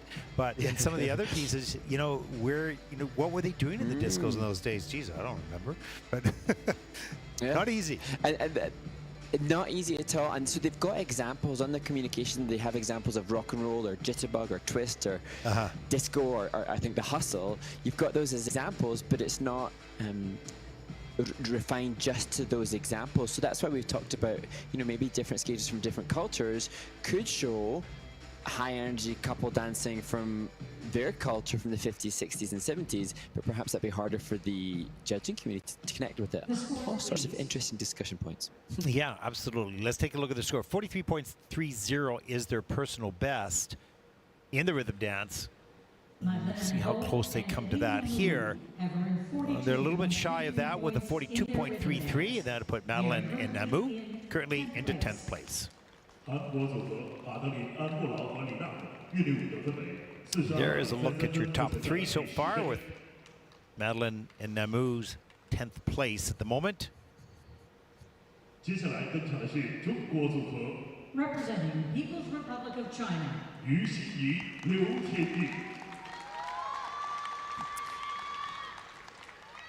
And now to Jinyi Yu and Tianyi Liu, the third and final ice dance team from the host nation, skating to Bad Girls and Last Dance.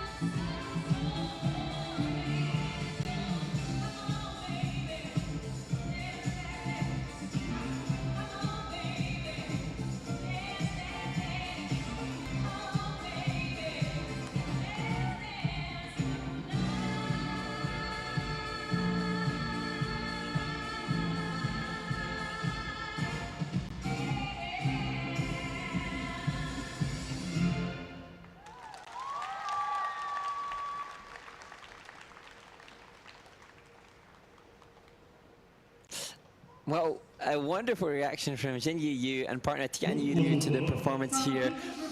And in terms of the recognizable dance styles of that era, the whacking arm movements that they showcased at the very end of that performance, indicative of the movement of the 70s, I do believe. And that is where the judges really need to research their analysis and understanding of different dance styles to be able to properly ascertain the presentation and composition scores for the skaters. And these skaters are going to take some time to get off the ice, given the showering of gifts that they're being. I loved her reaction, because that was so sincere. You know, that for them was a good dance. They have a 48.76, and they're going to probably beat that score here. And then we set off there like, well, this team is looking pretty good. And go ahead, Bart. And well, as we look through here, you can see good ice coverage, a little bit of retrogression there within the medley step. And my friends just explaining to me and reminding me that there should not be huge examples of retrogressions. Ingoing and outgoing edges can showcase a little bit of it, but the teams need to be careful that they don't demonstrate too much retrogression. Certainly no loops within the non-touch midline. As we see the twizzles, and again, good ice coverage here for the team. And there, that right forward outside twizzle with the arms extended in front as their one of their features, and a smile across the face of Jin Yu at the conclusion of that element. Perhaps that was the stressor. And all five of their elements are in the positive GOE, which is really good. Go ahead, sorry. Yeah, really good. And we know we've seen 3 ice dance teams from the home nation here. And although they aren't leading the field by any stretch, it's good to know that there is competitivity within the ice dance discipline in China. And as I mentioned, I hadn't realized until some research for this event how many events were available to the skaters as Pascal Dennis joins them in the Kiss and Cry. And I think the knowledge that there are lots of domestic events in China for ice dance teams will surely help competition, and competition it's going to be hard to get out of this country in a couple of years to come, and so that's success breeds success. That's what's going to happen. Season best 51.87 as he sit up straight with that score and say, wow, that's great. That'll put them currently into 6th place. Nicely done. Good energy. Pascal Denis is not only a coach in ice dance, he's the coach of the 2-time world champions, or is it 3-time world champions in synchronized skating? No, it's 2 times. They're going for 3 this year. Here we go. Let's welcome our final group of dancers.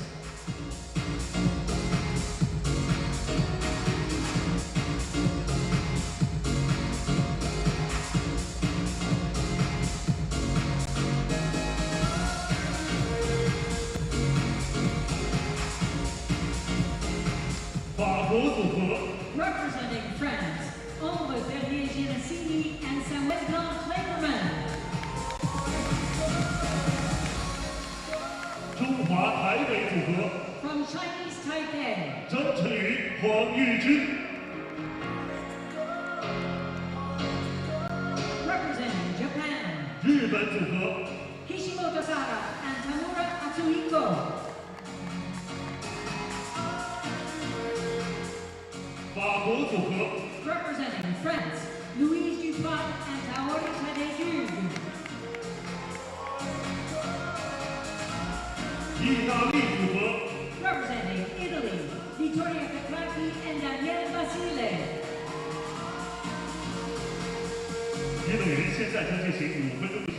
Skaters, your 5-minute warm-up begins now. Okay, Mark, any more questions coming to us as we take a look at the start order for group number 4?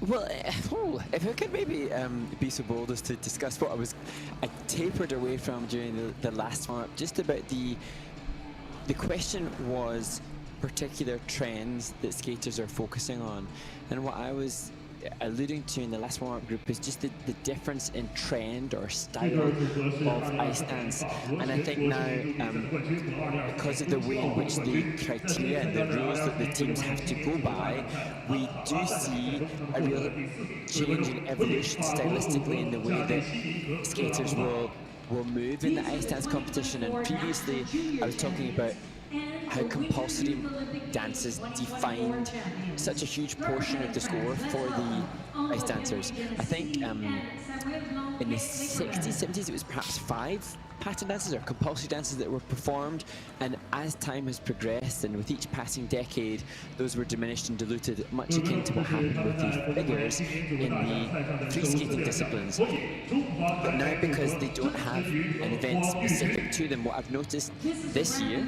as we watch these juniors is we are so much further removed from it. So now you might have some coaches coaching the juniors this year in 2024 who maybe didn't even do compulsory dances as a separate entity themselves, and so the way in which you would now teach an ice dancer would be so different to the basis for which it would have originally been. So 2010, last time compulsory dances were performed or pattern dances were performed independently in an event, that would have been so much of the early stage of development for a team, and so they would have had this much more formal, hips tucked under style. Now, because that's not a requirement the same way, speed is much more important and much more rewarded and prioritized. So now the skaters, the ice dancers, have their hips further back, their bodies a little bit more inclined forwards, still with their chest open, and I personally just find it interesting to see how I suppose the evolution of an ice dance team and how different people are embracing the rules, and we see that in the seniors too.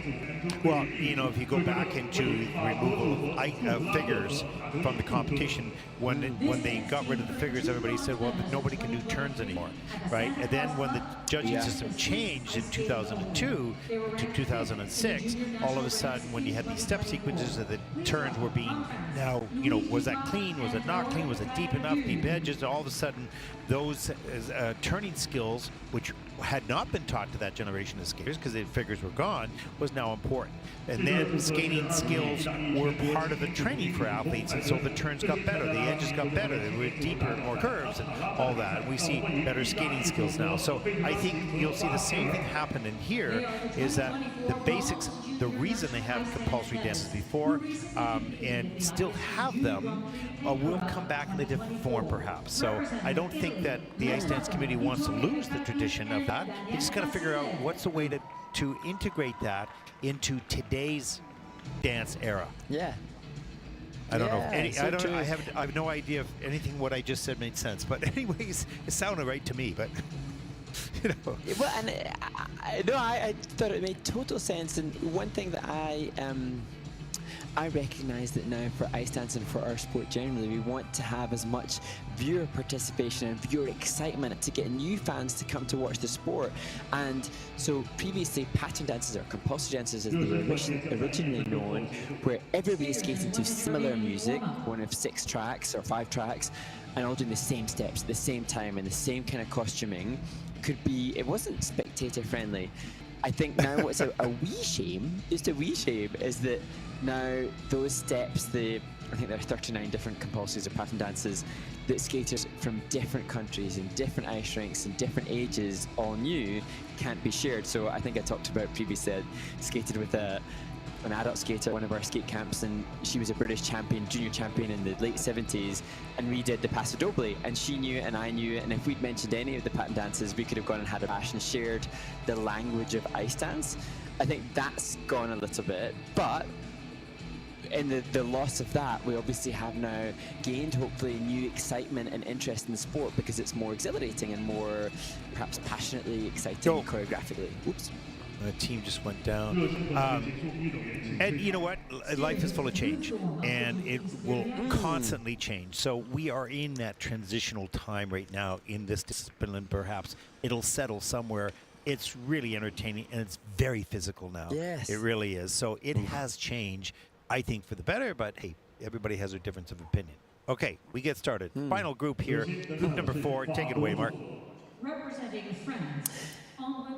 And now to the French team, who will be eyeing the title here. Ambre Perea, Giannassini, and Samuel Blanc-Klapperman. And I gather that they've been here for a while now. I think they were watching the Shanghai Trophy last week, so acclimatized now to this time zone as they start their rhythm dance.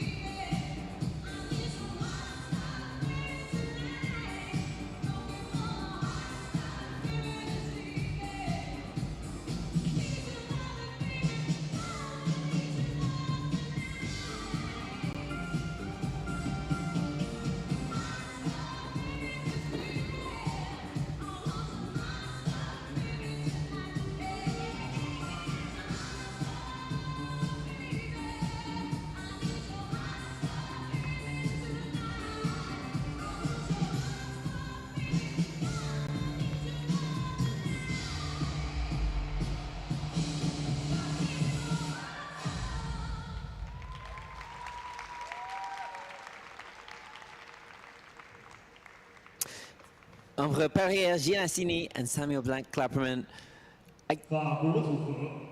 Conscious said that this team will be so eager to try to take the title. This is going to be a really interesting debate. As I said, I think that they were in Shanghai Trophy last week. Marianne, their coach, had a team, I think, competing at that event. And so it just gives us confirmation of the commitment. This team competed at the French Masters not long ago. Then out here to China, just absolutely embracing the pursuit of excellence as they vie to become World Junior Championship competitors. And also, they're keen to be contenders for the final if they can win this event. I don't think this was as strong as Iliana and Ethan, but this team's so new comparative to the brother and sister pairing. Yeah, no question. They've got some really nice aspects to their partnership and to their skills. There's no question. Is it at the level of the Iliana and Ethan at the moment? Probably not. We'll see that reflected in the score. Yeah, and as we look through the Twizzles, obviously so competent as individual skaters. Probably what we see if we make the direct comparison between the peels is just the importance or the opportunity to showcase time together. And I keep mentioning about the top teams in the senior ice dance event as we see them working through the cross rolls and the paso doble. Those teams have all been together virtually a decade or more, and so these skaters both really good, but yet as yet they won't quite be totally and utterly in sync with one another. Yeah. Brilliant, but it will be that fine detail that can separate. Yeah, and they were drifting apart just a little bit here and there, just small little things. I mean, insignificant to most people, but to the eyes of the eagle eyes of the judges, it probably has some significance. And just ever so slightly, I thought perhaps some premature touches down to the foot and the legs. And I wonder with this team whether or not they've had the chance to do as many run-throughs because they competed at French Masters, because they've come here, whether or not just a little bit tighter. But they look, certainly. No, Twizzles level 4 for both partners. The midline steps level 2 for both partners, so there's some good levels there, no question. Plus GOEs, but this is going to be a 58.74, and that is about 4 points off their personal best, and that's going to put them currently into third place. Both 17 years of age, so they have a couple more years left in the junior category. A good start.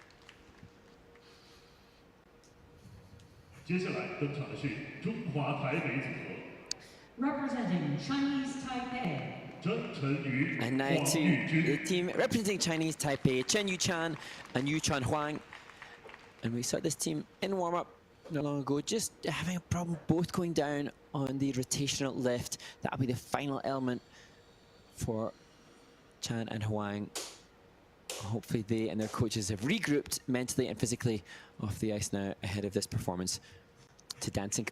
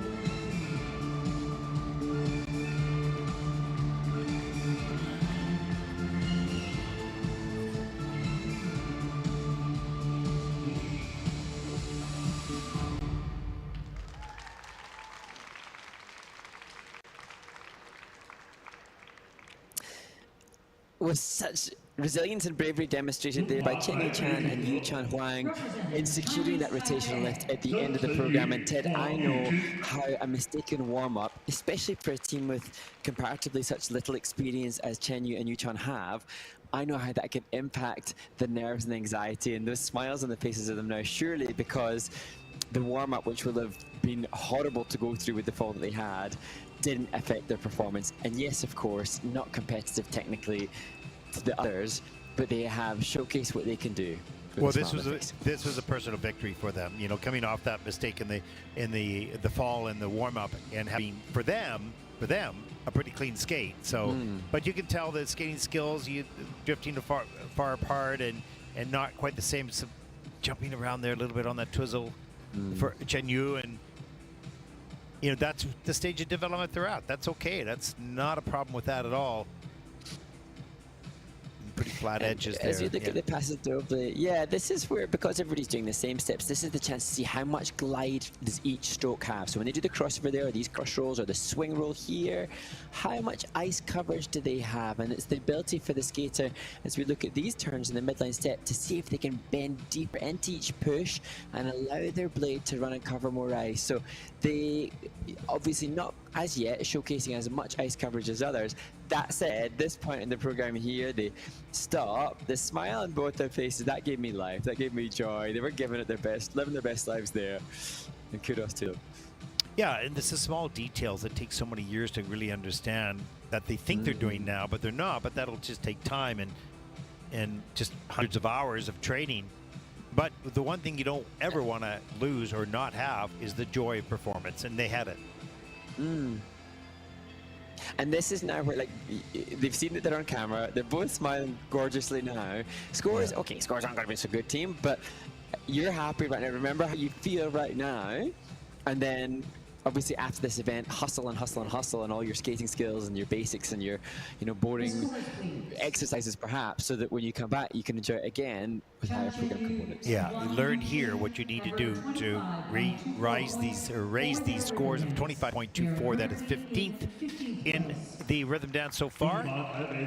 That's okay. They enjoyed the performance. They did the best they can. For them, that's a pretty clean skate. More work to come as they climb the mountain.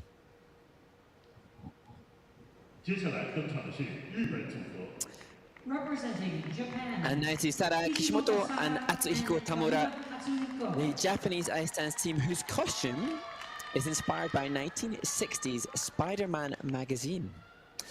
And they hope that the fans will enjoy the look as much as they do.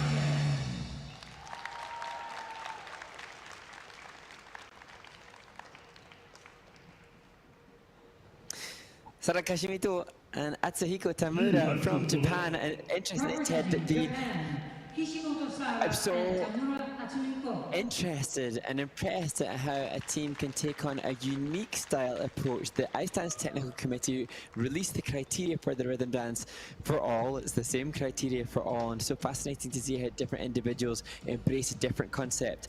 And the only criteria regarding the music is that it's from the 50s, 60s and 70s and has the correct timing.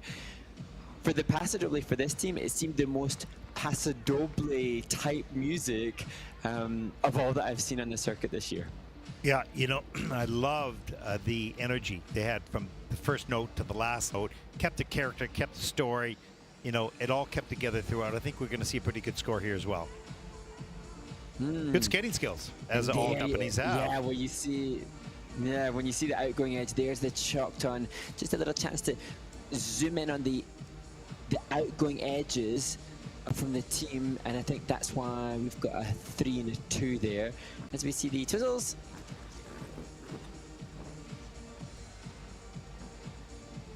And this team interspersing the second and third twizzle with transitional content, so not just keen for level 4 but keen to push the grade of execution as much as is possible here. Paso Doble 2, and as I say, the music and the timing of this, most Paso Doble in its stylization as we head towards their stationary lift, and Sara has an incredible range of flexibility. She's so supple, and that lends itself to being able to choose any type of feature for level. I'm sure she could do anything in the list of criteria available for the women's difficult position. And you know, this team looked, you know, more like a top junior or senior-ish, if you will, more maturity in their performance. You can see that particularly near the end.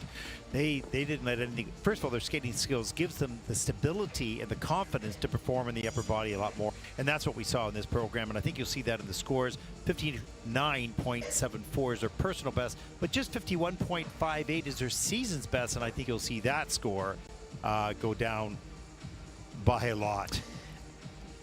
And it's interesting because you've seen the likes of Chloe Nguyen and Brenna Yang, Ambra and Samuel and Olivia and Dylan. There are quite a few teams competing here who have aspired to have medals in their first event and seemingly very hungry because they didn't achieve that earlier on in the Junior Grand Prix. Well, season's best, 58.59, so that's a good 7 points above their season's best so far. That'll put them currently in a 4th place. A lot of fist pumping going on there and the kiss and cry, that's for sure.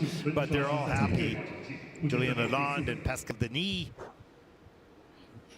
And you can see a lot of animated discussion going on. What a great program that was. Representing France, Louise Duprat and Taori. And now to Louise Duprat and Taori Tade Dug, a team that said competing in China is a dream come true. This is their first international of the season, and they will skate to Ladies Night and Jungle Boogie.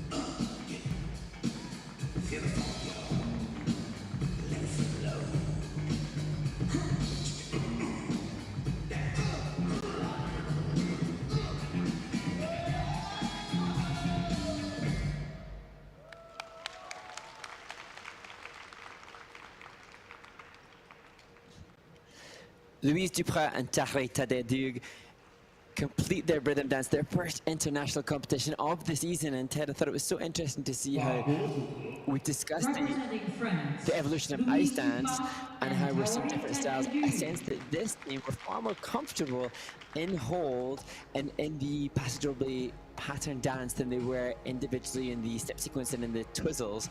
And interestingly, on the back of that, it's currently under review, but they achieved a very impressive 7 out of the 8 key points within that ice dance pattern dance, so indication that they are more seasoned as a couple. Well, the stability of the holds helps our skating skills as they break apart. You know, that's where the individuality, and we can see the twizzles right here, a little bit out of sync. And a little wobbly there for Louise. Yeah. 2 and 3. Those breaks in the rotation, yeah. This was cool though, eh? Yeah, really nice. And effortless. And here, upcoming, the key points within the various steps, but not just the fact that they achieved the key points, but also the acceleration. Interestingly, as the technical panel review what took place there, there's a timing, a T sign gone on one of the key points, suggesting that although they were on the correct edges, they didn't do it as strictly to time as was necessary. As we will look through now the diagonal step sequence. And the finish.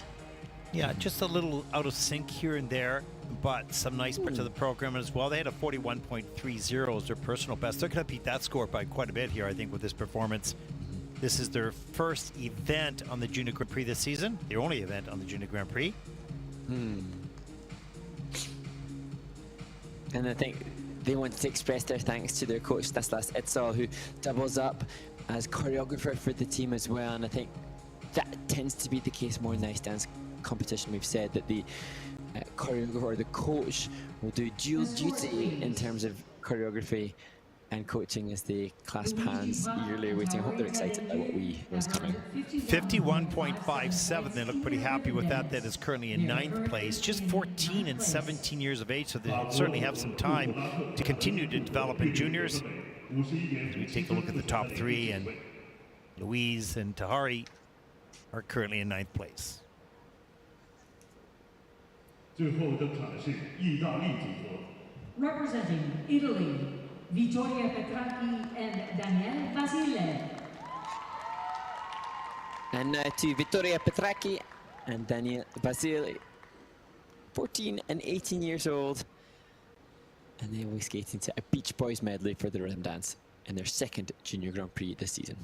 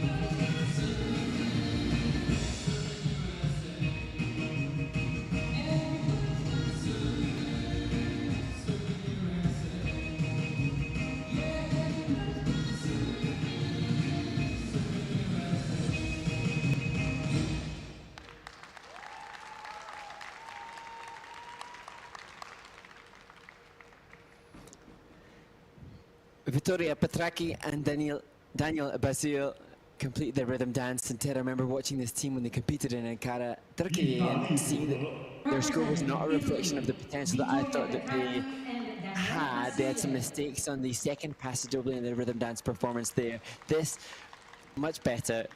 And I think a very definite ice dance team, and we've talked about ice dance technique and ice dance style, and this team really embraces the clean footwork precision that so many die-hard ice dancers would appreciate. Yeah, and that music, that selection of music is perfect, because that's probably, even if you weren't in that culture, is recognizable music for the 70s. And I think that it was a great pick for them. They had great energy throughout, good skating skills. I think you see their score beat their personal best and their season's best by a fair amount. That was a solid skate by this team.